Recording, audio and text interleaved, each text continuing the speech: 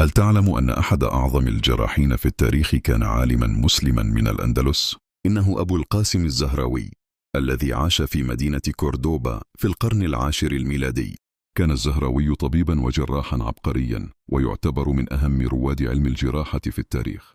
ألف موسوعة طبية عظيمة تعرف باسم التصريف، والتي تضمنت أكثر من 30 كتابا في الطب والجراحة، كما قام بتصميم أكثر من 200 أداة جراحية، وكثير من هذه الأدوات ما زال يستخدم في الجراحة الحديثة حتى اليوم.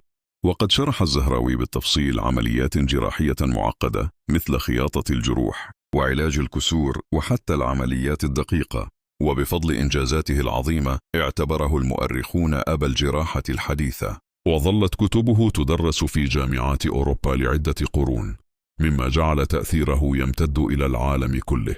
إنه مثال عظيم على الإسهام العلمي للحضارة الإسلامية في تقدم الطب،